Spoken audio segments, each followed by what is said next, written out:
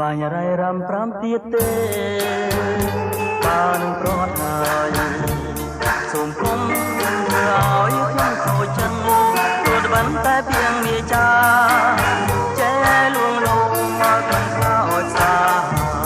ដោយសារសំដីមិនបាញ់រ៉ៃរំប្រាំទៀតទេបានប្រត់ហើយសូមគុំធ្វើឲ្យខ្ញុំរីករាយបើស្រីនាងបានអរចិនបងភ្លេងទៅគុំនៅអាណិតធ្វើបីតែស្នេហ៍ខ្ញុំគ្មានខ្លឹមសារដោយសូរិយា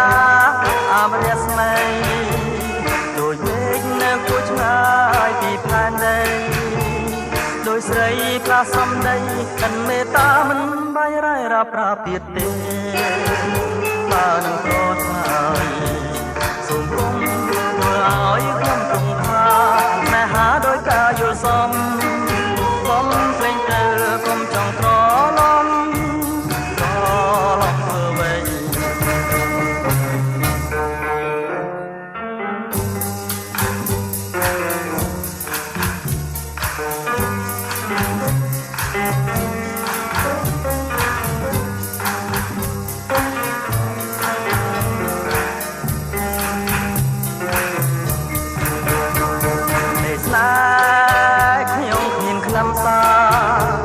ដោយសូរិយា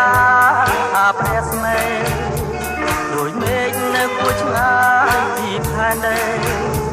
ដោយស្រីផ្លាសំដីអិនមេត្តាមិនបាញ់រ៉ៃរ៉ាប្រាទៀតទេ